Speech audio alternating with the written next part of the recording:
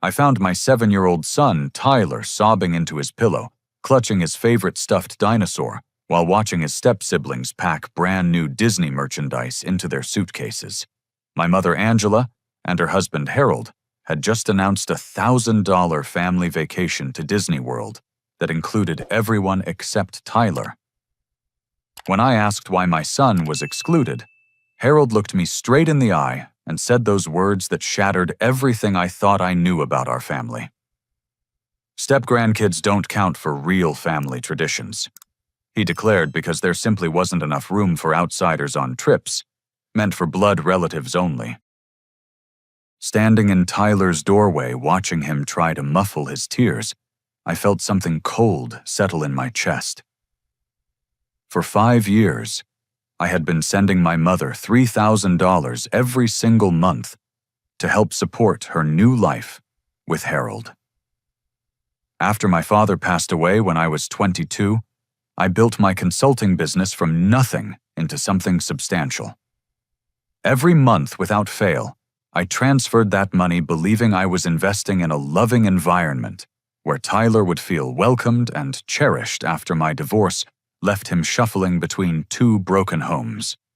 That money had transformed Angela and Harold's existence completely. Their 4-bedroom colonial house in the suburbs with its manicured lawn and 3-car garage existed because of my contributions. The silver Lexus SUV sitting in their driveway bore payments I helped cover. Their granite countertops, stainless steel appliances, and the finished basement where Harold hosted his poker nights all came from my consistent support. I had calculated that over 5 years, my contributions totaled more than $180,000 in support for what I believed was our extended family unit. Initially, Tyler had been included in everything. Birthday parties where Harold would ruffle his hair and call him Champ.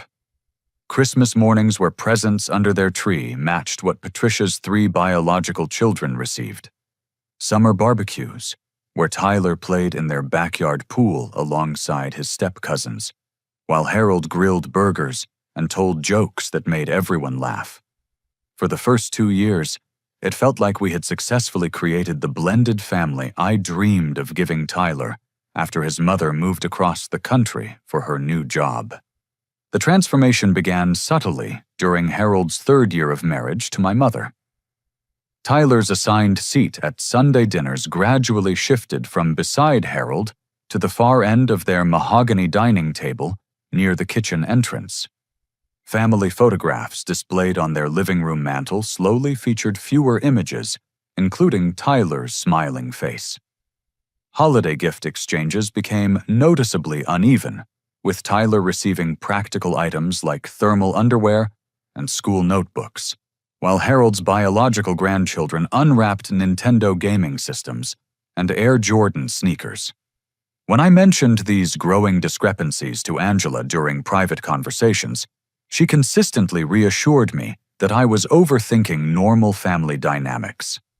She promised that Tyler was loved equally and that any perceived differences resulted from innocent oversights rather than deliberate discrimination. Angela insisted that blended families required patience and understanding as relationships developed naturally over time. Summer vacation planning revealed the first major exclusion that should have warned me about deeper problems. Patricia's 3 children, ages 8, 10, and 12, spent weeks researching theme parks and planning a trip to Cedar Point Amusement Park in Ohio. Tyler listened eagerly to every conversation about roller coasters and water rides, assuming he would participate in what sounded like an incredible family adventure. Harold announced casually that hotel reservations accommodated only 6 people, and that Tyler would spend that weekend with neighbors instead. The Disney World announcement represented a massive escalation in both expense and exclusion that eliminated any remaining doubt about Tyler's status in their family hierarchy. Patricia's children had been planning for months, researching character dining experiences and premium park passes that would cost more than most families spend on annual vacations. Angela showed me detailed itineraries featuring luxury resort accommodations, first-class dining reservations, and exclusive attraction access that demonstrated extraordinary financial commitment to this trip. Tyler had participated in every excited planning conversation, offering suggestions about rides and attractions he wanted to experience. He drew pictures of himself meeting Mickey Mouse and riding Space Mountain, while his step-cousins discussed matching family t-shirts and coordinated outfits for their magical week together. The announcement that 7 people exceeded accommodation limits and Tyler would remain home with neighbors crushed his innocent expectations completely. I called my mother that evening, hoping rational discussion might resolve what seemed like an obvious oversight in family planning. Angela answered cheerfully, discussing final trip preparations, until I explained how devastated Tyler felt about being excluded from what clearly represented the family vacation of a lifetime. Her tone shifted immediately as she transferred the call to Harold, who eliminated any remaining ambiguity about their position regarding Tyler's place in family decisions. "Nick, we appreciate your monthly contributions, but that money doesn't buy Tyler equal treatment in our family traditions." Harold stated with chilling directness that revealed years of hidden resentment. "Blood family comes first in important decisions like major vacations. Your financial support helps with general household expenses. Sure, but it doesn't make Tyler one of our real grandchildren. We've been using your contributions specifically for actual family members, and Tyler was never considered part of our inner circle for special events like this Disney trip." The telephone line went silent as Harold's words registered in my shocked mind. 5 years of believing my financial support was building Tyler's secure place in a loving extended family crumbled in 30 seconds of brutal honesty. Harold had confirmed that my son was nothing more than a tolerated outsider whose presence they endured in exchange for my monthly payments. Tyler's exclusion wasn't an oversight or accommodation issue requiring creative solutions. It was deliberate discrimination funded by the very money I sent, believing it would prevent exactly this kind of heartbreaking treatment. Harold continued explaining their perspective with matter-of-fact cruelty that revealed how thoroughly they had compartmentalized our financial relationship from any genuine family obligations. "Your money helps Angela maintain this house and lifestyle, which benefits everyone including Tyler when he visits. But major family experiences like Disney World are reserved for children who share our actual blood connections. Tyler gets plenty of benefits from living in a nice neighborhood and having access to our pool and game room when he stays here." I hung up the phone feeling physically sick as the scope of their deception became clear. They had been taking my money while systematically excluding Tyler from the family experiences that money made possible. Every dollar I sent, believing I was securing Tyler's emotional well-being, had actually funded a 2-tier system where he would always be the excluded outsider, watching more valued children enjoy privileges his father's generosity provided. Harold's blunt admission about Tyler's expendable status left me staring at my disconnected phone long after he hung up. My mind raced through years of family interactions, reframing moments I had interpreted as love and inclusion through the harsh lens of this new understanding. Had Tyler always been the unwanted outsider, I was too hopeful to recognize I needed concrete evidence about how my money had actually been spent versus the family unity I thought I was purchasing with monthly contributions. The next morning, I called Derek Sullivan, my accountant friend, who had helped me structure business finances since I started consulting 6 years earlier. Derek understood family financial dynamics from both personal experience and professional expertise, working with divorced clients, navigating complex support arrangements. He arrived at my office with his laptop and professional determination to uncover the truth about how Angela and Harold had managed my generous contributions over 5 years. Derek accessed bank statements and shared family accounts through estate planning arrangements established after my father's death.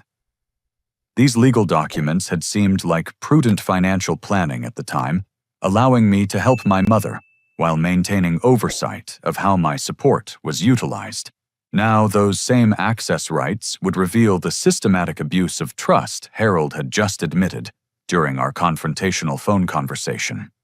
What Derek's investigation uncovered made my stomach drop with sick realization about the depths of their deception. My monthly $3,000 transfers had funded far more than basic household expenses Angela claimed were necessary for comfortable retirement living. Patricia's brand new Honda Pilot had been purchased with a down payment that exactly matched 3 consecutive months of my contributions. Private school tuition for Harold's 3 biological grandchildren totaled $18,000 annually. Money that came entirely from accounts receiving my monthly support. Multiple family vacations over the past 2 years coincided perfectly with my payment schedule. Yet Tyler had been excluded from every single trip despite my money funding the travel expenses. Derek found credit card statements revealing designer clothing purchases for Patricia's children, expensive gaming systems, and electronics Tyler was never allowed to touch, and restaurant bills from costly family dinners that happened on nights when Tyler stayed at my house rather than with Angela and Harold. Even home improvement projects like their new deck and outdoor kitchen had been funded by my contributions, while creating spaces where Tyler was made to feel unwelcome during family gatherings. The deck furniture cost over $4,000 and accommodated exactly 6 people a number that conveniently excluded Tyler from outdoor family meals and entertainment. Their outdoor kitchen featured a high-end grill and refrigerator that Harold used for hosting friends, while Tyler was specifically told not to touch anything during visits. The most disturbing discovery came through property records Derek accessed using his professional research credentials. Angela and Harold had been documenting my contributions as gifts rather than family support, meaning they owed no legal obligation to include Tyler in how that money benefited the household. To government agencies and any potential legal challenges, I was simply a generous son helping his mother, rather than a father paying for his child's inclusion in blended family arrangements. Derek's investigation revealed that Harold had been systematically misrepresenting our financial relationship to extended family members and community acquaintances. Harold told neighbors and friends that I was struggling financially and that he and Angela were generously supporting their needy son and grandson out of familial obligation. This narrative painted Harold as a successful provider, helping his struggling stepson, rather than revealing the truth that their comfortable lifestyle existed entirely because of my business success and monthly generosity. They had completely inverted our actual relationship to maintain social status while taking my money. Harold attended community events and business networking functions portraying himself as a retired executive supporting his family, rather than acknowledging his dependence on my contributions for maintaining their suburban lifestyle and social activities. The final devastating discovery came when Derek found recent legal documents establishing education funds for Harold's 3 biological grandchildren. These funds totaled $47,000 and specifically excluded Tyler by name in the legal documentation that established beneficiary rights. The timing and amounts corresponded exactly with my contributions over the past 18 months, proving that they had taken my money and used it to secure educational futures for children who shared Harold's blood, while explicitly ensuring Tyler would receive nothing despite being funded by his father's unwitting generosity. Derek printed comprehensive documentation showing the systematic conversion of my family support into discriminatory benefits that excluded Tyler while enriching Harold's biological family members. Bank transfers, credit card statements, property records, and legal documents told the complete story of financial abuse disguised as grateful family assistance. Every dollar I sent, believing I was building Tyler's security, had actually created a parallel family economy where his presence was tolerated, but his interests were never prioritized. I sat in my office conference room staring at spreadsheets and bank records that revealed 5 years of emotional manipulation funded by my own money.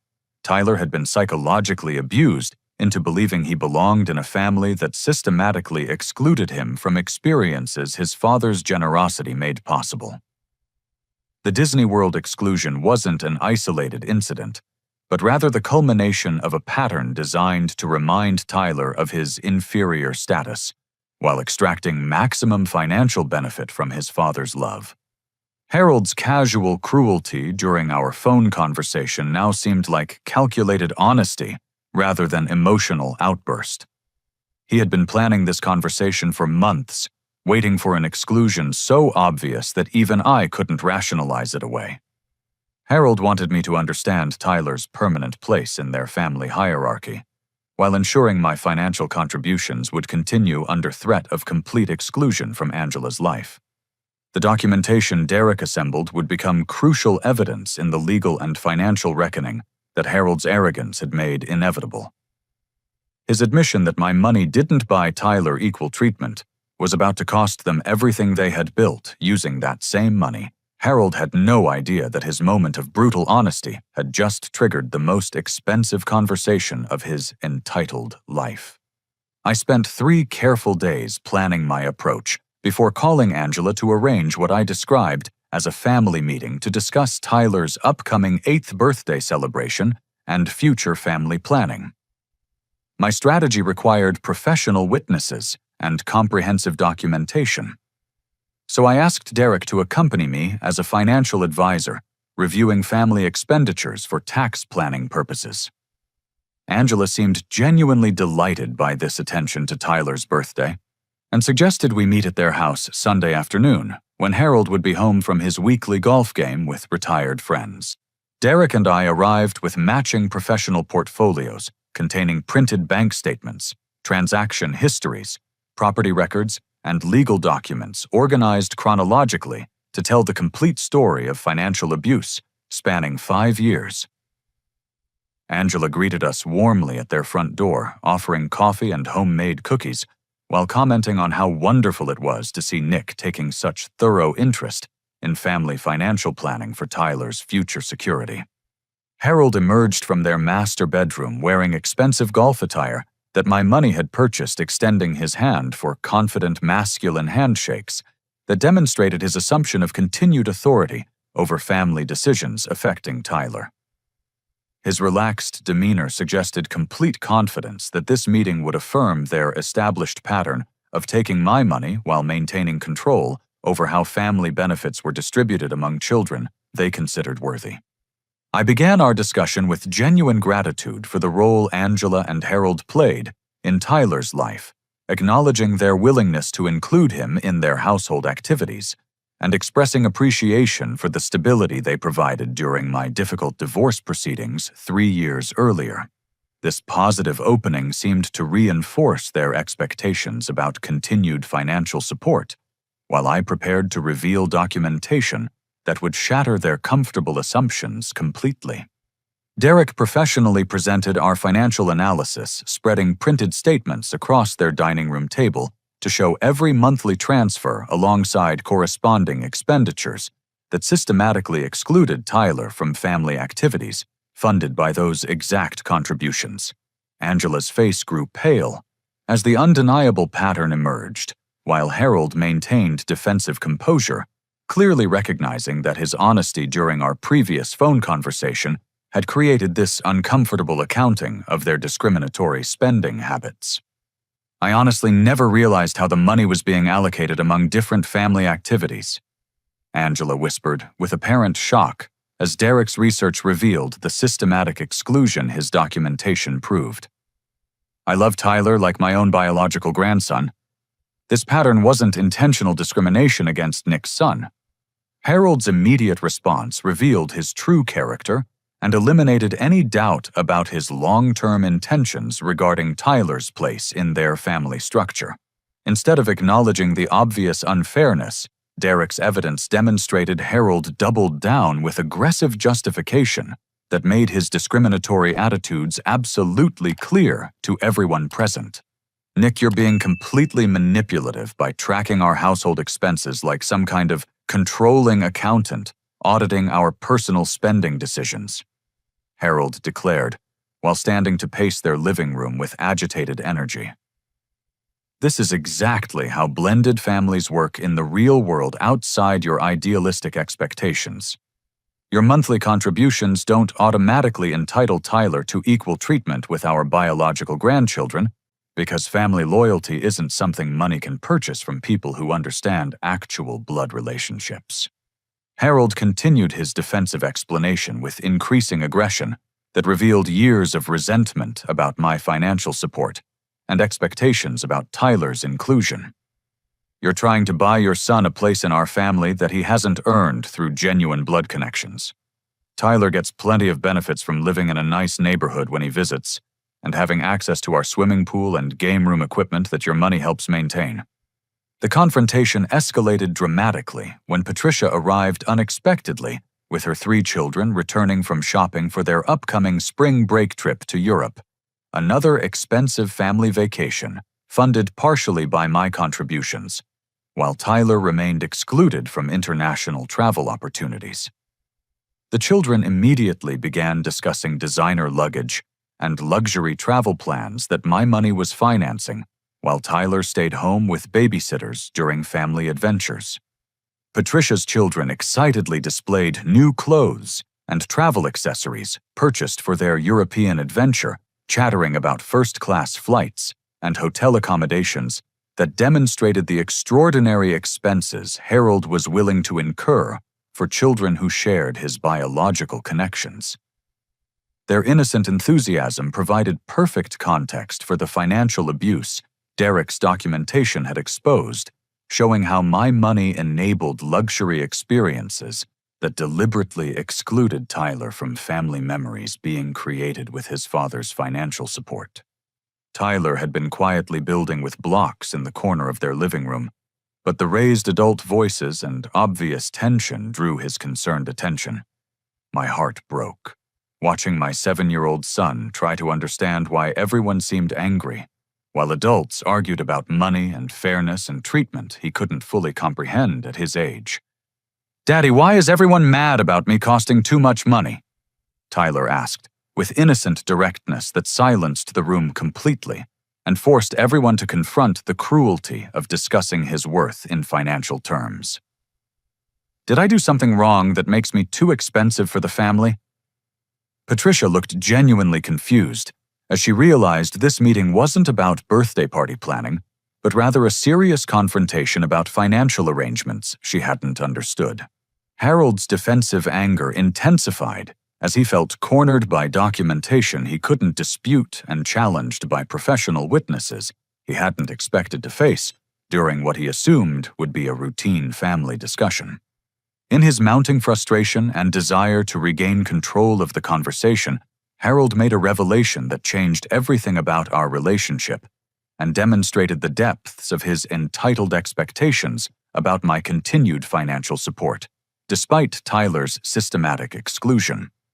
Since we're apparently discussing complete financial transparency today, Nick, Angela, and I were actually planning to ask you for an additional $5,000 to help with an important family emergency that requires immediate attention," Harold announced with entitled confidence that shocked everyone present. "We found the perfect vacation property investment in Florida and need assistance with the down payment to secure this opportunity before someone else purchases it." Derek immediately requested specific details about this property purchase, while I struggled to process Harold's incredible audacity in requesting additional money after admitting that my current contributions funded systematic discrimination against Tyler.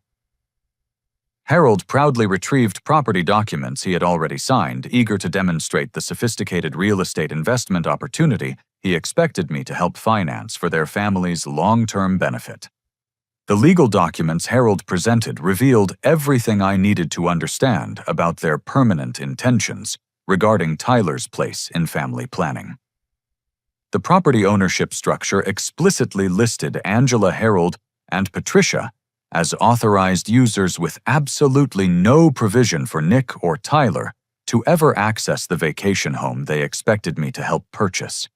They wanted my money to buy their exclusive family retreat, while ensuring my son would never benefit from the investment his father's generosity made possible. The Florida condominium deed included specific language restricting usage rights to immediate family members defined as Angela Harold Patricia and Patricia's 3 children. Tyler was deliberately excluded by name from a property they expected his father to help finance, demonstrating that Harold's discriminatory treatment represented permanent family policy rather than temporary oversight that could be corrected through discussion and understanding. I departed their house maintaining professional composure, while my mind raced through legal and financial strategies to protect Tyler from continued emotional abuse, disguised as family inclusion. Derek and I spent the drive back to my office discussing immediate steps to document everything we had witnessed, while the confrontation remained fresh in our memories, and Harold's admissions were clearly recalled.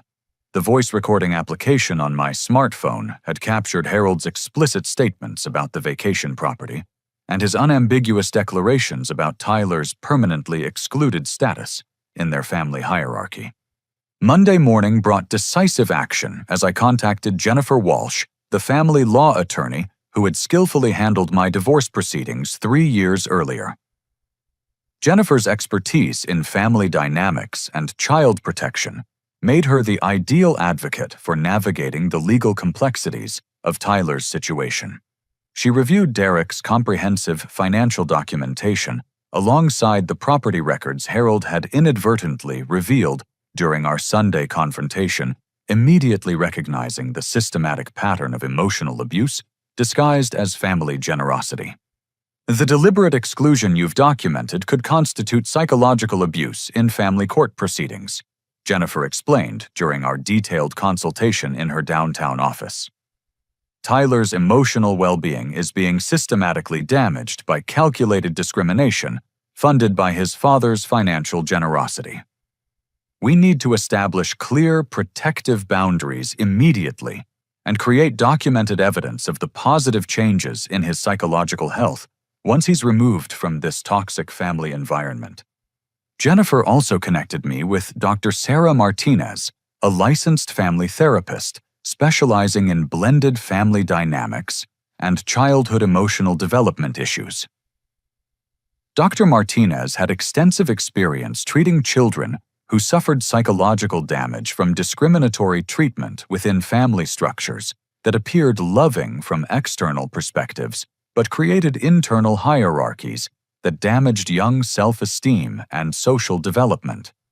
Tyler has been experiencing systematic rejection disguised as conditional inclusion, Dr. Martinez explained after reviewing my detailed documentation of Tyler's treatment alongside recordings of Harold's explicit statements about blood family priorities. The financial dependency his grandparents maintain on you creates a particularly cruel dynamic where Tyler's presence is tolerated for economic reasons rather than genuine affection. This teaches children they must earn love through their parents' financial contributions rather than being valued for their inherent worth as human beings. Dr. Martinez recommended immediate removal from situations where Tyler witnessed preferential treatment of other children while his own needs and interests were systematically ignored or minimized. She emphasized that continued exposure to Harold's discriminatory behavior would create lasting damage to Tyler's self-worth and ability to form healthy relationships throughout his adult life. While building comprehensive legal documentation with Jennifer's guidance, I simultaneously began implementing alternative support systems for Tyler that would rebuild his confidence independently of Angela and Harold's toxic family dynamics. I researched youth programs focused on technology education and athletic development, where Tyler could develop skills and friendships based on his own interests and personality, rather than family political considerations. The Coding Academy at our community college offered intensive summer programs for children Tyler's age, taught by high school students studying computer science and software development. The 6-week program cost $400, including materials and individual instruction money I could easily afford by redirecting a small portion of what I had been sending Angela monthly. Tyler had always demonstrated natural curiosity about how video games and websites functioned, asking detailed questions about programming logic and interface design that revealed analytical thinking abilities. I also enrolled Tyler in a competitive youth basketball league through our city's recreation department, where team membership cost $60 and emphasized character development alongside athletic skill improvement. The program philosophy prioritized effort and teamwork over winning exactly the positive male mentorship Tyler needed after witnessing Harold's manipulative and entitled behavior patterns. These structured activities would provide Tyler with genuine accomplishment and social belonging based on his personal effort, rather than his family's financial arrangements. Throughout this process, I began discreetly documenting additional instances of Tyler's exclusion through careful record-keeping and legally permissible recording of conversations during family interactions. Jennifer advised that establishing a comprehensive pattern of discriminatory treatment would prove crucial if Angela and Harold attempted to retaliate against my financial boundary setting through grandparents' rights claims or interference with my established custody arrangements. However, Derek's continued investigation revealed that Harold had been actively spreading damaging rumors throughout our community that threatened both my professional reputation and my ability to maintain the client relationships that supported Tyler and me financially. Through mutual acquaintances at our country club and professional networking events, Harold had been systematically portraying himself and Angela as charitable grandparents, supporting their financially irresponsible son and his problematic child. These calculated lies had reached several colleagues in my consulting business through social connections I hadn't considered vulnerable to Harold's manipulation. Harold told other business owners that I was struggling with money management, and that he and Angela were helping me maintain my lifestyle while I learned to handle professional responsibilities more effectively. This false narrative contradicted my actual business success and threatened client confidence in my professional competence and reliability. The revelation that Harold was actively undermining my professional reputation while simultaneously taking my money represented a new level of betrayal that demanded immediate legal response. His interference threatened not only Tyler's emotional well-being, but also our financial security and my ability to continue supporting my son independently of their toxic and manipulative family dynamics. Jennifer advised that Harold's deliberate interference with my business relationships constituted harassment that could result in criminal charges if his behavior escalated further. She began preparing preliminary legal documents to establish a paper trail of Harold's vindictive actions, while we gathered evidence of the specific damage his lies had caused to my professional standing in our business community. Tyler remained unaware of the adult conflicts swirling around our family situation, but I noticed positive changes in his behavior and confidence as I began prioritizing his individual interests over maintaining artificial peace with Angela and Harold. He seemed more relaxed during our time together and less anxious about visiting his grandmother's house, perhaps sensing the reduced pressure from my own improved emotional state, as I stopped trying to force Tyler's acceptance in a family that would never value him appropriately.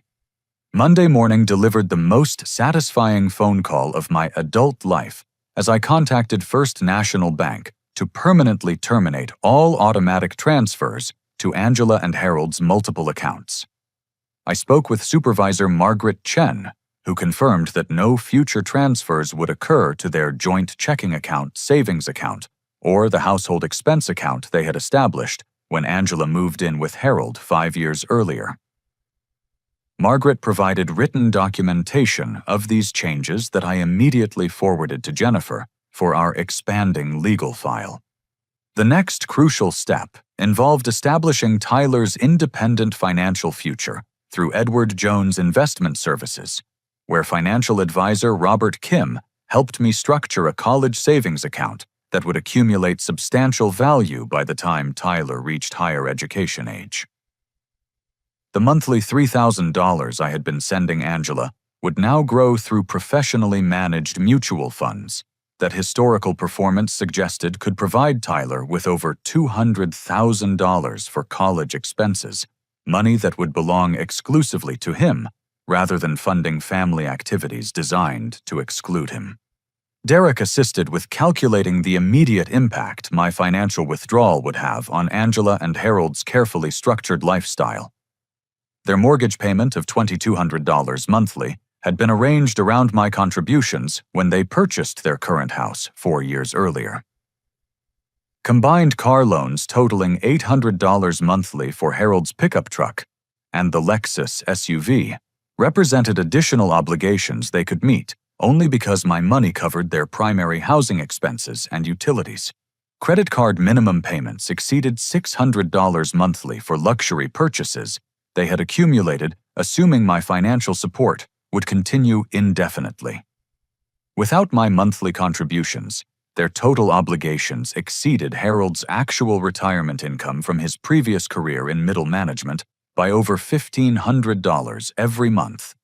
Their comfortable suburban lifestyle had been constructed entirely on financial foundations they didn't control and had now forfeited through their discriminatory treatment of Tyler. I also contacted Preston Academy's business office to inform Administrator Linda Rodriguez that tuition payments for Harold's 3 biological grandchildren would cease immediately. Linda seemed confused by this sudden change, noting that Harold had been making regular payments for 2 academic years, while the children's actual parents had never been contacted about educational expenses or financial responsibilities. Mr. Harold has always handled these payments directly, and we assumed he was the primary financial supporter for these students, Linda explained during our phone conversation. The children's parents have never been involved in tuition discussions or payment arrangements. I clarified that Harold's payment capability had always depended on financial support from family members who were withdrawing assistance due to personal circumstances beyond Harold's control. Linda appreciated this transparency and agreed to contact Patricia directly about assuming responsibility for her children's educational expenses, beginning with the next semester. My investigation into Harold's Florida vacation property scheme revealed even more disturbing financial deception that bordered on criminal fraud. Harold had listed my monthly contributions as his personal retirement income on the mortgage application, completely misrepresenting my voluntary gifts as his own earned income to qualify for loan approval. This fraudulent documentation enabled him to secure financing he could never afford based on his actual financial resources. I contacted mortgage broker David Park, who had processed Harold's application, to inform him that Harold's stated income was based entirely on financial support that was ending immediately. David expressed serious concern about this misrepresentation and initiated a fraud investigation when I provided documentation proving that Harold's claimed earnings came from my voluntary contributions rather than his actual retirement benefits or investment returns. The mortgage company's fraud investigation threatened immediate loan cancellation and potential criminal charges for deliberately providing false income information on official lending documents. Harold's deception wasn't simply optimistic estimation, but rather calculated misrepresentation designed to secure financing he knew he couldn't afford without my continued support. Within 10 days of implementing my financial boundaries, the pressure on Angela and Harold became undeniably severe. Angela called me multiple times crying about unexpected bills and asking whether some mistake had occurred with our banking arrangements. Harold left increasingly aggressive voicemails demanding that I honor what he called our family obligations, and accusing me of abandoning my mother during her greatest time of need. Their credit card balances approached maximum limits as they struggled to maintain their established lifestyle without the financial cushion my monthly transfers had provided. Late payment fees and penalty charges compounded their growing debt crisis, as bills accumulated faster than Harold's limited retirement income could address. The private school situation created additional family tension when Patricia received official notification that tuition payments had stopped and her children would be withdrawn from Preston Academy unless immediate arrangements were made with the actual parents rather than their grandfather. Patricia confronted Harold about financial arrangements. She hadn't understood creating explosive family conflict, as she realized her children's private education had been funded by money that rightfully belonged to Tyler's future, rather than her family's current lifestyle. Patricia's angry discovery that Harold had been using my money to pay for her children's education, while systematically excluding Tyler from family benefits, created the first serious crack in their united front against my boundary setting. She began questioning other financial arrangements and demanding transparency about how Harold had been managing what she now understood was Nick's generous support rather than Harold's personal wealth. But Harold's desperation pushed him beyond family conflict into territory that threatened my professional livelihood and constituted potential criminal behavior. Rather than accepting responsibility for their financial dependency and working toward sustainable solutions, Harold decided to attack my business directly through interference with client relationships that could destroy the income sources supporting Tyler and me. Harold's escalating vindictive behavior was about to cross legal lines that would transform our family dispute into criminal territory, where Jennifer's involvement would become absolutely essential for protecting both my business and Tyler's future security. Harold's interference with my professional relationships revealed the desperate depths of his character when faced with consequences for his discriminatory behavior toward Tyler. He systematically contacted my 3 largest consulting clients, falsely claiming that I owed him substantial money for childcare services and family support, while requesting that they redirect their payments to his personal account rather than paying me directly for legitimate professional services I had provided. Harold's lies to my clients included detailed fabrications about my supposed financial irresponsibility and claims that concerned family members were attempting to help me avoid bankruptcy by managing my income on my behalf. He presented himself as a responsible family financial manager, trying to protect my business relationships while ensuring that my obligations to elderly parents were met before I squandered money on personal expenses. Fortunately, my established client relationships and professional reputation provided protection against Harold's vindictive manipulation. Mark Thompson from Thompson Manufacturing called me directly after Harold approached him during a Chamber of Commerce networking lunch with his bizarre claims about having authority over my finances and business arrangements. "Nick, this strange situation occurred today, where an older man claiming to be your family financial manager approached me about redirecting your consulting payments," Mark explained during our phone conversation. "He insisted you were having serious money problems and that family members were trying to help you by managing your income. The entire conversation seemed completely inconsistent with your professional competence and our 3-year business relationship." Harold had made similar fraudulent contact with Peterson Engineering and Jennifer's law office, 2 other major clients who provided consistent monthly income essential for supporting Tyler and maintaining our financial independence. Both clients expressed genuine concern about Harold's interference while requesting clarification about my actual financial status and whether his claims had any legitimate basis in reality. Mark Thompson's detailed account revealed that Harold had prepared sophisticated lies designed to undermine my professional credibility while positioning himself as a concerned family member trying to help with my supposed financial crisis.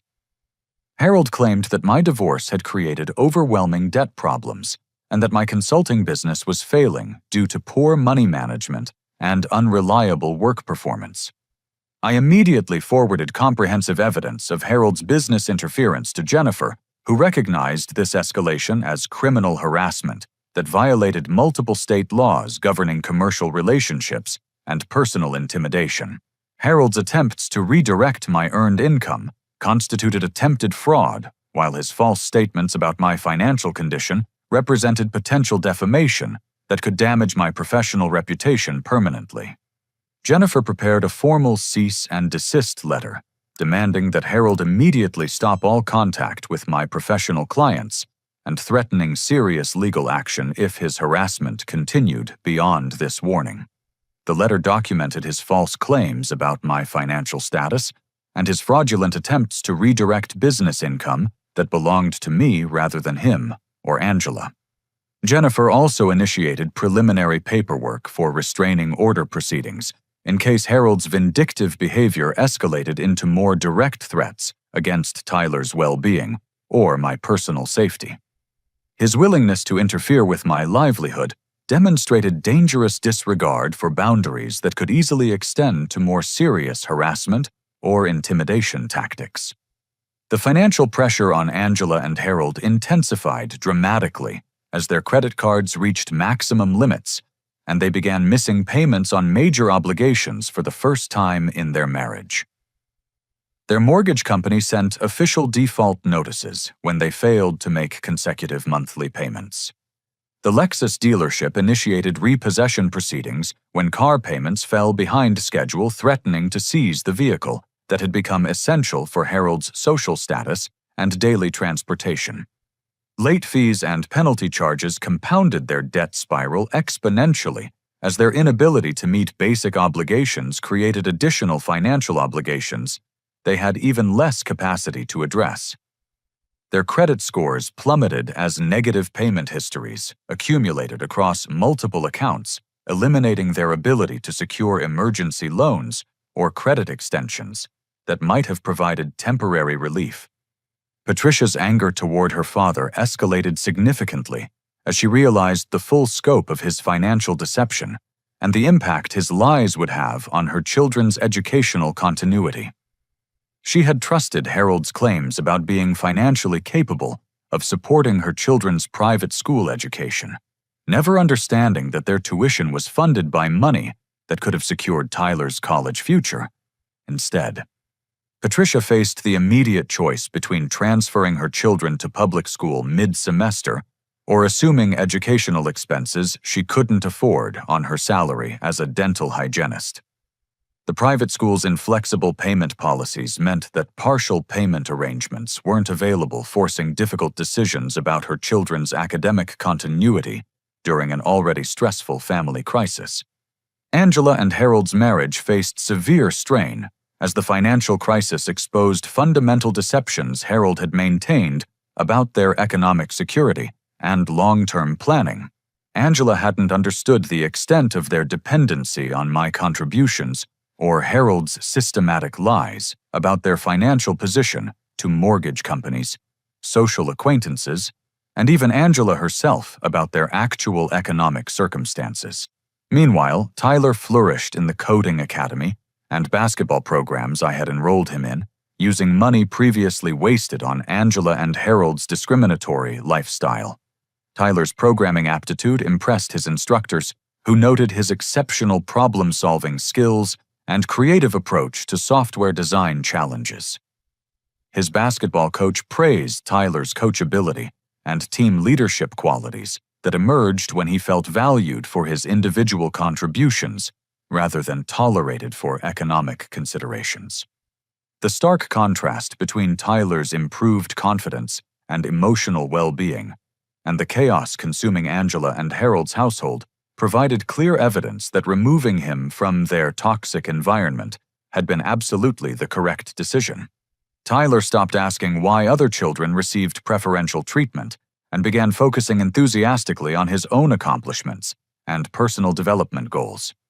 In a final desperate attempt to regain financial control over our family situation, Angela and Harold made a decision that would completely backfire and expose their manipulative character to legal scrutiny. They contacted family court to file for grandparents' rights over Tyler, claiming that I was deliberately alienating them from their beloved grandson, and that Tyler needed their stability and guidance for proper psychological development. Their petition included multiple false statements about their financial situation and their historical relationship with Tyler. They claimed they had been financially supporting me rather than receiving my monthly contributions, portraying themselves as generous grandparents being unfairly denied access to a grandchild they had always loved and supported. Harold even included character references from community acquaintances who had been misled about our actual family dynamics and financial arrangements.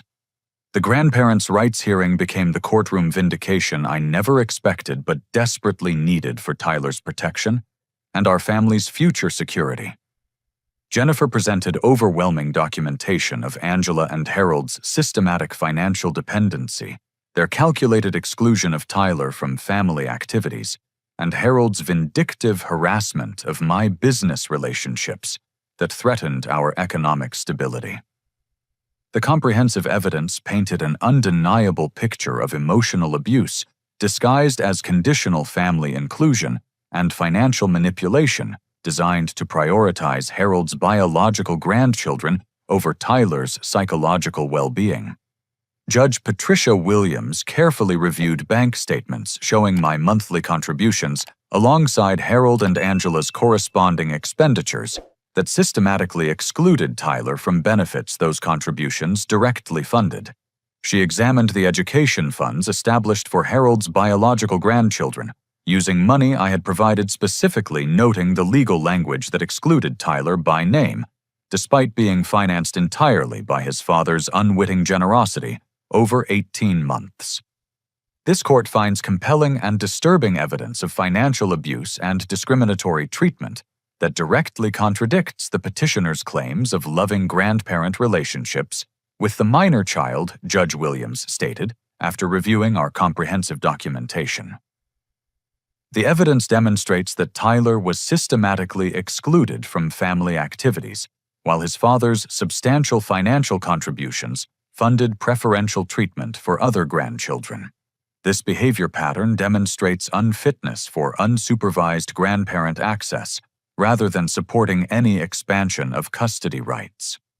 Judge Williams also reviewed recordings of Harold's explicit statements about blood family priorities, and his admission that my financial contributions didn't entitle Tyler to equal treatment with children who shared Harold's biological connections.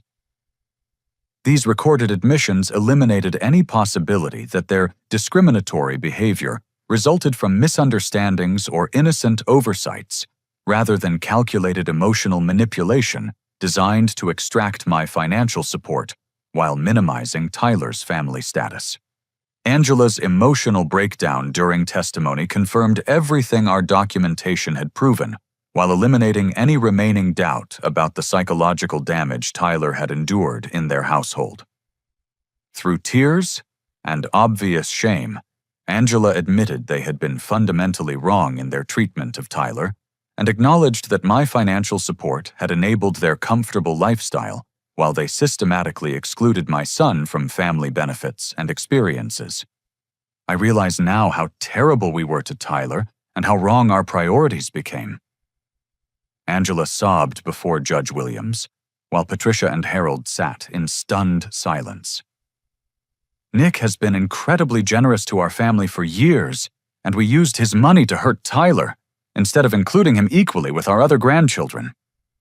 I love my grandson, but I completely understand why Nick can't trust us anymore with Tyler's emotional well-being. Angela's testimony revealed that she hadn't fully understood Harold's systematic manipulation of family finances or his deliberate creation of a two-tier system that prioritized his biological grandchildren while tolerating Tyler as an economic necessity.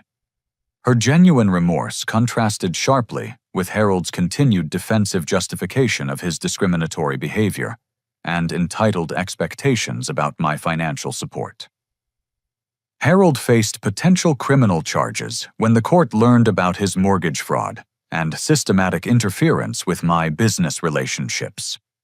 The prosecutor reviewed evidence of his false income statements to mortgage companies and his attempts to redirect my client payments through fraudulent claims about financial authority he didn't possess. Harold's vindictive behavior had escalated from family conflict into criminal territory that could result in felony charges and potential imprisonment. Judge Williams granted our request for supervised visitation only contingent upon Angela and Harold completing extensive family counseling and demonstrating genuine behavioral changes over a minimum 6-month probationary period.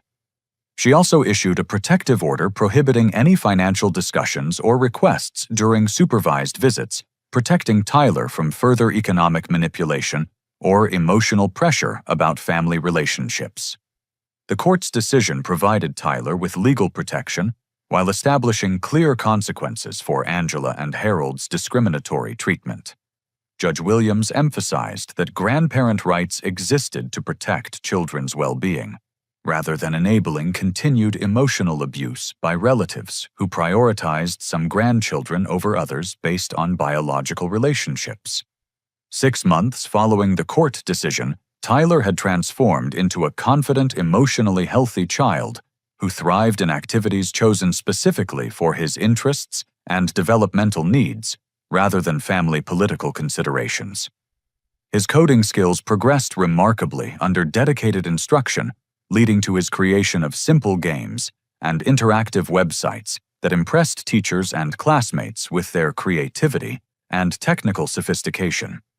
Tyler's basketball team won their division championship, with Tyler contributing crucial assists and defensive plays that coaches highlighted for demonstrating exceptional team spirit and strategic thinking abilities. His teammates elected Tyler as team captain for the following season, recognizing leadership qualities that flourished when he felt genuinely valued for his individual contributions rather than tolerated for economic reasons. The monthly $3,000 I had previously sent to Angela and Harold grew substantially in Tyler's professionally managed college fund, accumulating over $28,000 during 6 months of proper investment strategies. This money belonged entirely to Tyler's educational future, rather than funding family activities designed to exclude him from meaningful participation and emotional connection. Angela eventually divorced Harold after recognizing how his manipulative behavior and discriminatory attitudes had damaged her relationship with her son and grandson beyond immediate repair. She moved into a modest apartment and began working part-time at a local medical office to support herself independently without relying on anyone else's financial contributions or expecting continued support from family members. Angela's supervised visits with Tyler focused entirely on his individual interests and accomplishments, without discussing past family conflicts or financial arrangements. She demonstrated genuine effort to rebuild their relationship based on Tyler's needs and preferences, rather than adult expectations or obligations. Tyler enjoyed showing Angela his coding projects and basketball achievements, while maintaining appropriate emotional boundaries that protected his psychological well-being. Harold faced bankruptcy proceedings when his mortgage fraud investigation resulted in immediate loan cancellation and substantial criminal penalties. Unable to maintain payments on their house without my financial support or qualify for alternative financing due to his fraudulent application, Harold lost everything and eventually relocated to another state to escape continuing legal consequences and community awareness of his criminal behavior. Harold's departure eliminated the primary source of toxicity and discrimination from our family situation, while allowing Angela the opportunity to rebuild her relationship with Tyler based on genuine affection rather than financial arrangements or Harold's prejudiced attitudes about blood family priorities. Patricia initially struggled with her children's transition from prestigious private school to public education, but eventually discovered that this change benefited their character development and social awareness significantly. Without Harold's entitled influence and expectations about preferential treatment, Patricia's children learned to value educational opportunities and develop appreciation for achievements earned through personal effort rather than family financial advantages. Patricia also apologized to me privately for not recognizing how my generous financial contributions had funded her children's privileges, while Tyler was systematically excluded from equal family benefits. She expressed genuine remorse about the emotional damage Tyler had suffered and committed to ensuring her children understood the importance of treating all family members with equal respect, regardless of biological relationships. Tyler never asked about Harold after the court proceedings concluded, but he maintained cautiously positive contact with Angela during her supervised visits. Their relationship rebuilt gradually based on Angela's consistent demonstration of changed behavior and authentic interest in Tyler's activities, rather than family financial dynamics or adult conflicts about money and obligations.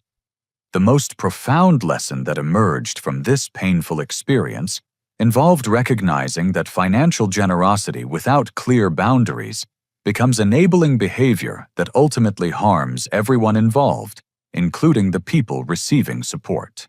My attempts to purchase Tyler's acceptance in a loving family had actually funded his systematic exclusion and emotional abuse, while teaching him that love was contingent on economic contributions rather than inherent human worth. Tyler's remarkable improvement in confidence and emotional stability proved that protecting his dignity and psychological well-being was infinitely more valuable than maintaining artificial family peace built on financial dependency and discriminatory treatment. He learned that his personal value doesn't depend on others' approval or inclusion, but develops through his own character effort and genuine relationships with people who appreciate his individual qualities. I realized that my father would have been proud of the boundaries I established to protect Tyler from continued emotional manipulation and financial exploitation disguised as family love. Sometimes the most loving parental action requires saying no to people who claim they care while demonstrating through their behavior that economic benefits matter more than genuine relationships or children's emotional well-being. Tyler and I planned an incredible summer vacation to Washington, D.C. and New York City, using money that had previously subsidized Harold and Angela's comfortable lifestyle while funding Tyler's exclusion from family experiences. We visited Smithsonian museums, where Tyler marveled at technology exhibits and space exploration displays that inspired his growing interest in science and engineering careers. Our vacation represented far more than tourist entertainment or educational experiences. It symbolized complete freedom from toxic relationships and strategic investment in genuine experiences that built Tyler's confidence, curiosity, and excitement about exploring the world beyond our hometown's limited perspectives. Every dollar we spent on museums, restaurants, hotels, and Broadway shows belonged to our authentic relationship rather than funding other people's family activities that deliberately excluded Tyler's participation. Tyler told me during our flight home that he felt grateful we didn't have to pretend to be wanted in places where we weren't genuinely valued anymore. His 8-year-old wisdom reflected emotional maturity developed through surviving discrimination and learning that authentic relationships require mutual respect and inclusion rather than financial arrangements or economic obligations between family members. Our story concluded with Tyler and me building a life based on genuine love, mutual respect, and shared experiences rather than attempting to purchase acceptance from people who never valued us appropriately or understood our actual worth as individuals. The $3,000 monthly that had funded our emotional pain and systematic exclusion now grows into Tyler's educational future, while we create memories and opportunities that reflect our true potential and deserved happiness. Have you ever faced a situation where you had to choose between maintaining family peace and protecting your child's emotional well-being from relatives who claimed to love them? Sometimes the most difficult decisions lead to the most profound personal growth and authentic happiness for everyone involved. If this story resonated with your own family experiences or financial boundary challenges, please share your thoughts and similar situations in the comments below. Remember to like this video if it helped you think differently about family financial relationships, and the importance of protecting children from emotional manipulation. Subscribe for more stories about standing up for what's right, even when it requires difficult confrontations with family members. Share this with someone who might need to hear that protecting their child's dignity is always worth temporary family conflict and social pressure. Thank you for listening to our journey from financial manipulation to authentic family relationships. And I hope you find the courage to prioritize genuine love over artificial peace in your own family situations.